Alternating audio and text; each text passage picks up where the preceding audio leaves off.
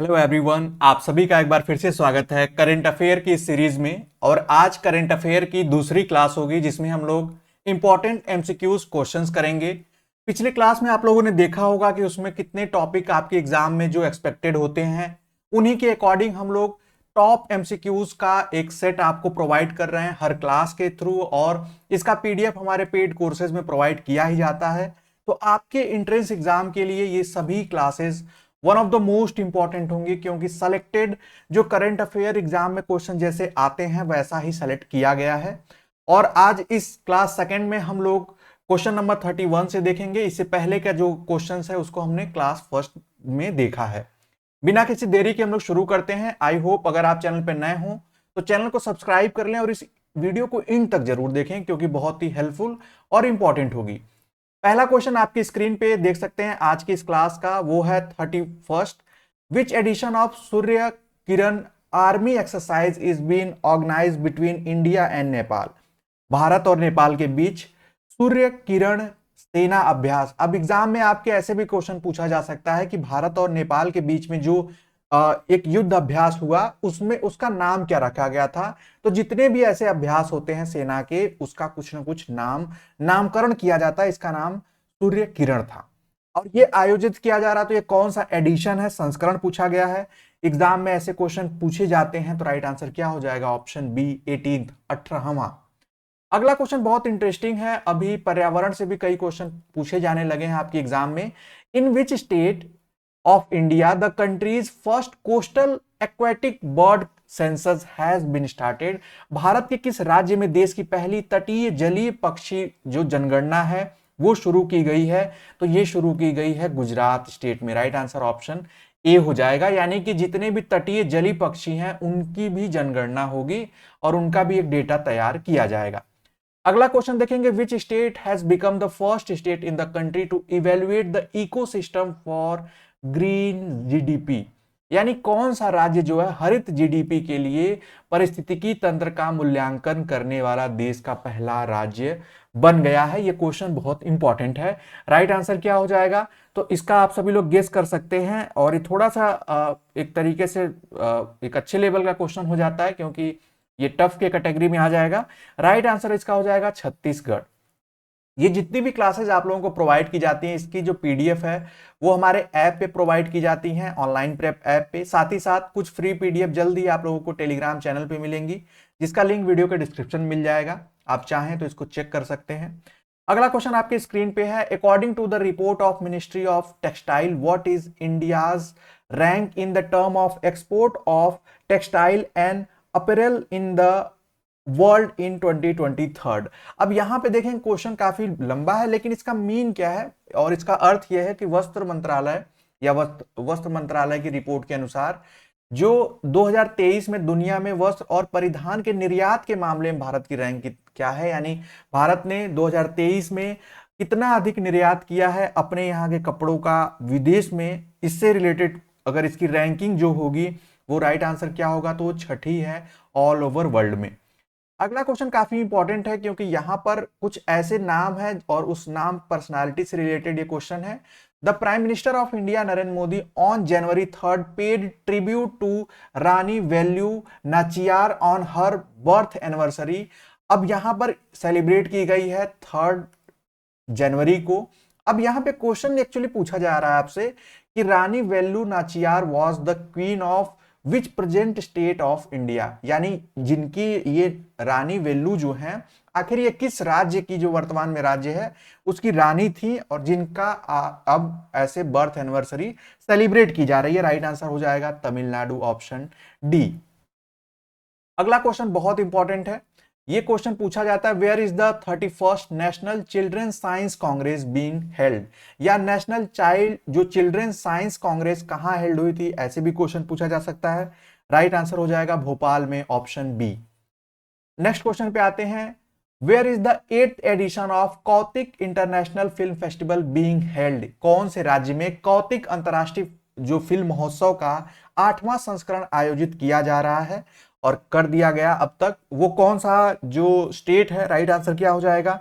वो हो जाएगा उत्तराखंड, ऑप्शन ए। याद रखिएगा उत्तराखंड में कौतिक अंतरराष्ट्रीय फिल्म महोत्सव मनाया जाता है या आयोजित किया जाता है? आयोजित करना ज्यादा बेटर होगा।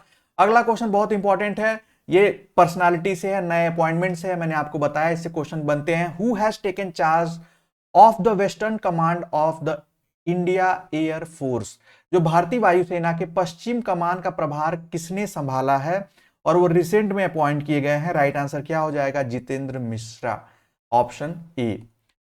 अगला क्वेश्चन हम लोग देखेंगे, after 40 year of Bhopal gas tragedy, जो union carbide toxic waste is being composed of, in which year did the Bhopal gas tragedy take place? अभी हुआ क्या है, आज से 40 वर्ष पहले एक ट्रेजिडी हुई थी भोपाल में, गैस लीक होने से बहुत से मासूम लोगों की जान गई थी। उसके 40 वर्ष पूरे होने के बाद जो उसका जहरीला कचरा है उसका निस्तारण किया गया है, उसको डिस्पोज किया गया है। अब एग्जाम में आपसे पूछा जाता है कि अब ये जीके जीएस से रिलेटेड क्वेश्चन बन जाता है कि आखिर भोपाल गैस ट्रेजिडी हुई कब थी? तो राइट आंसर क्या हो जाएगा? 1984।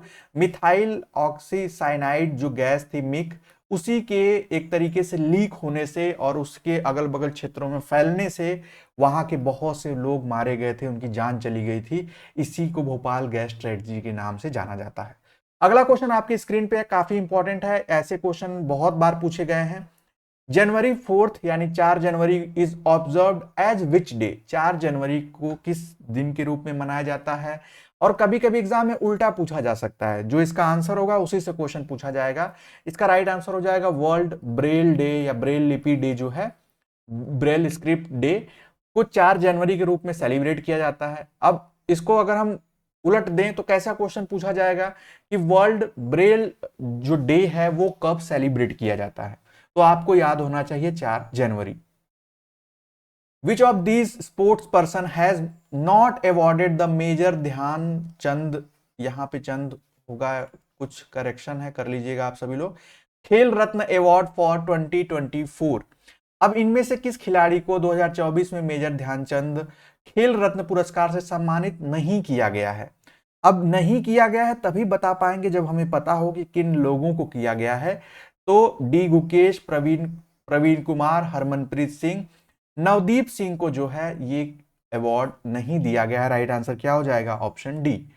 अगला क्वेश्चन आप देखेंगे, who has been appointed as the new CEO of unique identification authority of India? जो आधार कार्ड, जो एक्चुअली UIAI जो है, ये जो आधार कार्ड को एक तरीके से उसके मैनेजमेंट से रिलेटेड जो ये अथॉरिटी है, अथॉरिटी ऑफ इंडिया, उसका सीईओ किसे नियुक्त किया गया? और नए अपॉइंटमेंट से क्वेश्चन कई बार पूछे गए हैं। राइट आंसर हो जाएगा भुवनेश कुमार, ऑप्शन बी हो जाएगा। अगले क्वेश्चन पे आते हैं, Manish Singhal has recently take over as the secretary general of ASSOCHAM, यानी ASSOCHAM ये पूरा नाम है, और ये किस वर्ष स्थापित हुई थी ये कंपनी जो है? और इससे हालांकि काफी लेंदी हो जाएगा क्वेश्चन, बट आप यहां पर बस देखते चलेंगे तो होता क्या है कि एग्जाम में अगर कभी रेयरली अगर ऐसे टफ क्वेश्चन भी आ जाएंगे तो आप उसका आंसर कर पाएंगे। राइट आंसर क्या हो जाएगा? तो राइट आंसर इसका 1920 हो जाएगा, ऑप्शन बी। अगले क्वेश्चन पे आते हैं, अगला क्वेश्चन आपकी स्क्रीन पे है, जैसा कि आप सभी लोग देख पाएंगे। Renowned botanist and scientist SK Manipal passed away in which year was he awarded the Padma Shri? अब इनको पद्मश्री से कब सम्मानित किया गया था? ये क्वेश्चन काफी अच्छे लेवल का हो जाता है। राइट आंसर हो जाएगा 2020 में। और ये कौन थे? एग्जाम में क्वेश्चन ये भी पूछा जा सकता है कि KS मणिपाल जो अभी रिसेंट में पास अवे हैं, वो किस ऑक्यूपेशन से या किस प्रोफेशन से बिलोंग करते थे? तो एक साइंटिस्ट थे, एक बोटेनिस्ट से। अगला क्वेश्चन है, ये काफी इंटरेस्टिंग क्वेश्चन है। आप देखेंगे कि अब क्या आपने पहले सुना है कि when is world introvert day observed every year?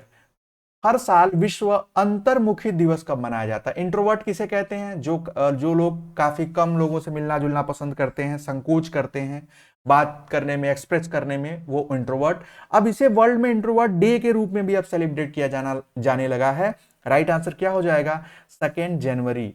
यानी कि एक अलग तरीके का एक क्वेश्चन है, लेकिन अब आपसे ऐसे भी क्वेश्चन पूछे जा सकते हैं, इसलिए इसको थोड़ा सा याद रखें। अगला क्वेश्चन है, the union cabinet has approved the continuation of Pradhan Mantri Fasal Bima Yojana and restructured weather based crop insurance scheme till which financial year. अब ये क्वेश्चन काफी अच्छे लेवल का हो जाता है।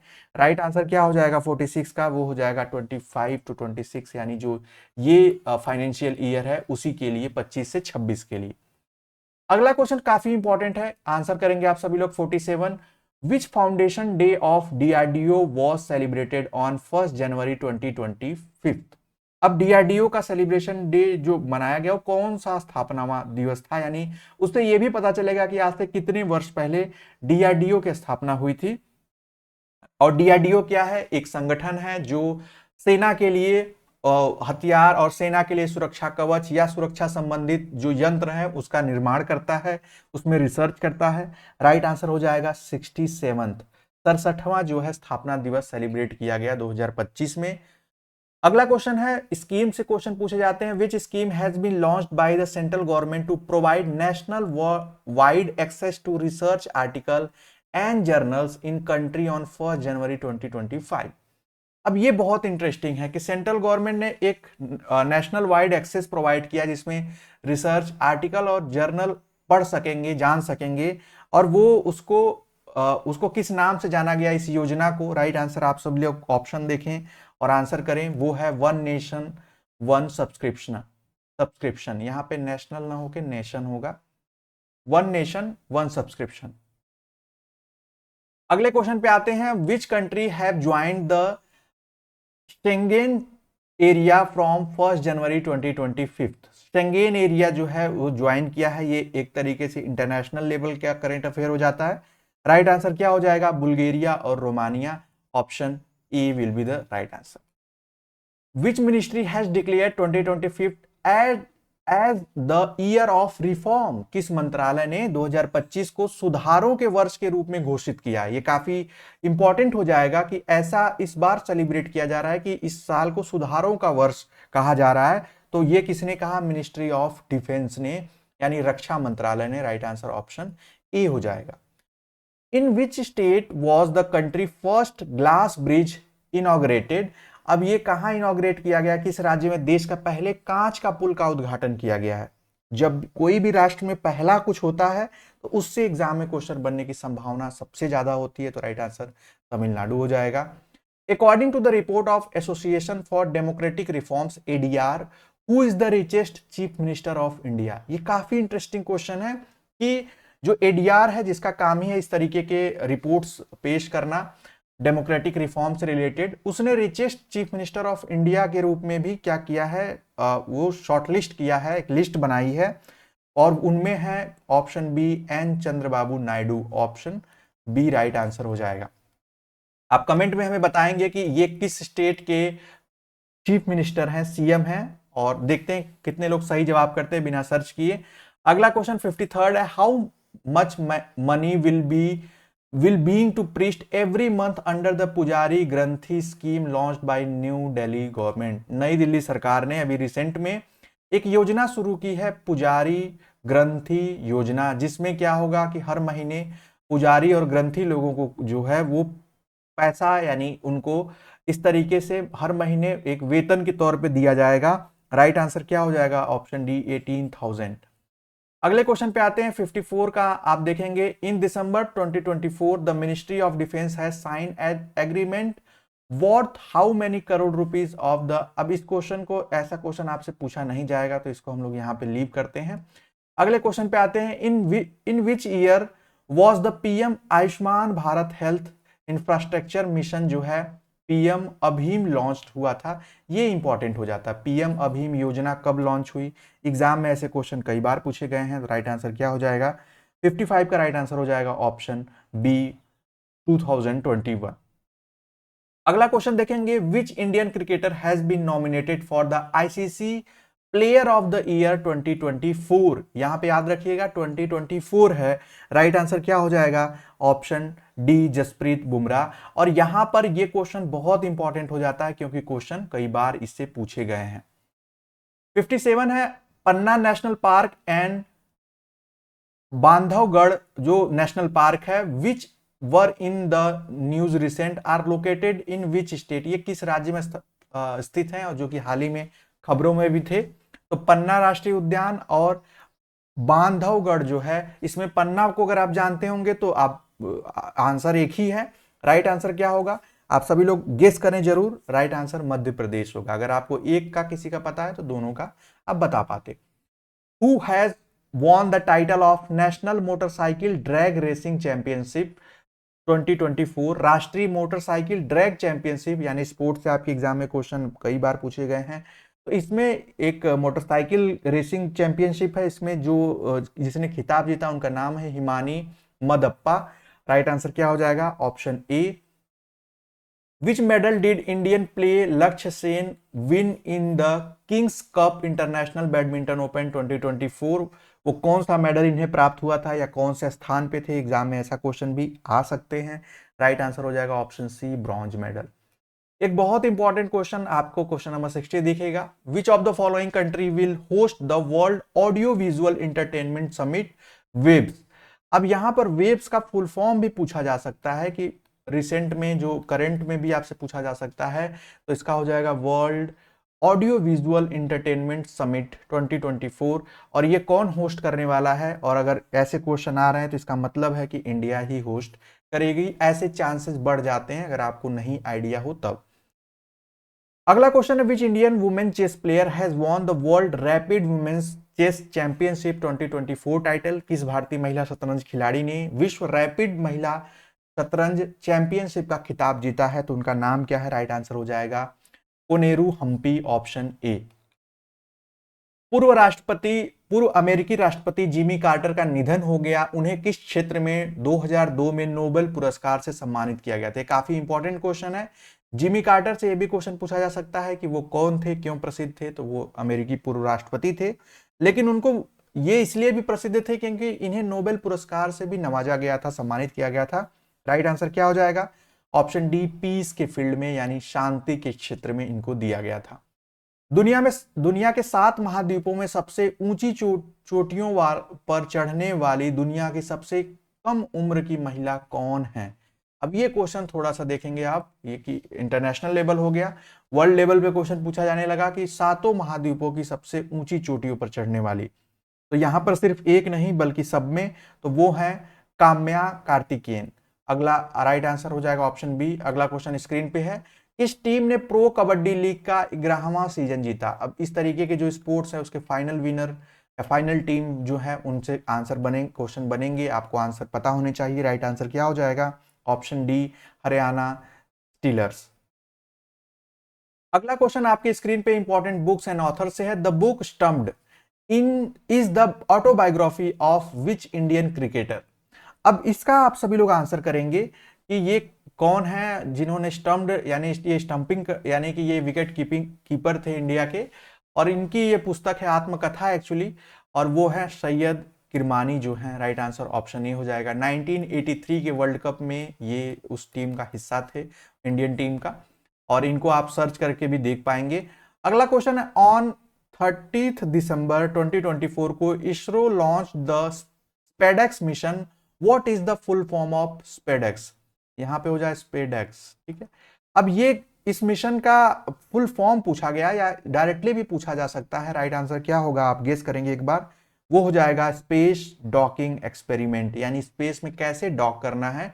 डॉक का मतलब होता है पार करना, कोई भी स्पेस क्राफ्ट है उसको कैसे पार करना है, इसी का आप देखेंगे SP यहां से लिया गया, D यहां से लिया गया और EX यहां से लिया गया, और ये हो गया स्पेडेक्स, SPA लिया गया था इस तरीके से। अगले क्वेश्चन पे आते हैं। अगला क्वेश्चन है, दिसंबर 2024 में किस राज्य सरकार ने भाषाओं की बाधाओं को दूर करने के लिए स्वर मंच लॉन्च किया है? और ये स्वर मंच जो है ये लैंग्वेज बैरियर को दूर करेगा, स्टेट में जो अलग अलग लैंग्वेजेस बोली जाती हैं हमारे भारत देश में। राइट आंसर क्या हो जाएगा, ऑप्शन ए, गुजरात। अगला क्वेश्चन है, which state won the title of the 53rd senior national men's handball championship 2024? तो ये किसने जीता है और ये स्टेट टाइटल जीता है हैंडबॉल का? आप क्वेश्चन में ऑप्शन देख सकते हैं। क्वेश्चन थोड़ा सा अलग है क्योंकि ये मेन स्ट्रीम के गेम नहीं होते हैं तो हम लोग ध्यान नहीं देते हैं, लेकिन क्वेश्चन आ सकते हैं। राइट आंसर हो जाएगा Kerala, option A. In which state, या हिंदी का ही पढ़ ले रहे हैं, अगर आप इंग्लिश प्रेफर करते हैं इंग्लिश में भी आप पढ़ लें। कांगेर नृत्य महोत्सव किस राज्य में शुरू किया गया था? तो ये जो अब आपसे नृत्य का आपसे पूछा जा सकता है कि ये किस राज्य से संबंधित है, तो राइट आंसर क्या हो जाएगा? 69 का राइट आंसर हो जाएगा सिक्किम, ऑप्शन ए। और ये बौद्धिस्ट धर्म के अनुयायी लोग इसको सेलिब्रेट करते हैं। अगला क्वेश्चन है, भारत की ओर से सबसे तेज 200 विकेट लेने वाले गेंदबाज कौन है? 70 का राइट आंसर हो जाएगा जसप्रीत बुमराह, ऑप्शन बी।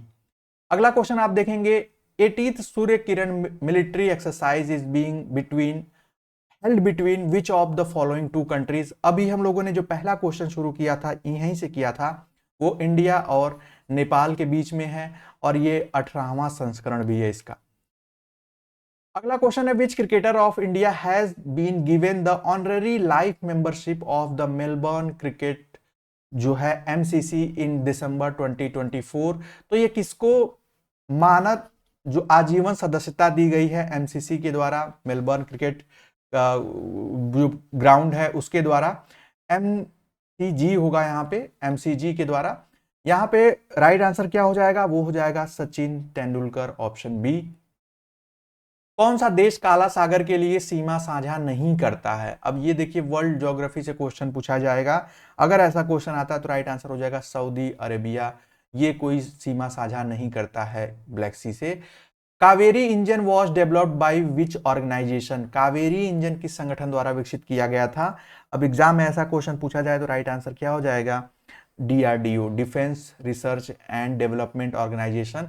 और ये जितने फुल फॉर्म हैं इनसे भी क्वेश्चन पूछे जा सकते हैं, इनको याद रखें। HAL, Hindustan aeronautic limited, BEL, Bharat electronic limited, ISRO का आपको याद ही होना चाहिए, इंडियन स्पेस ऑर्गेनाइजेशन और रिसर्च ऑर्गेनाइजेशन। तो इस तरीके के जो इंपॉर्टेंट फुल फॉर्म है वो आपको ऐप में प्रोवाइड किए गए हैं।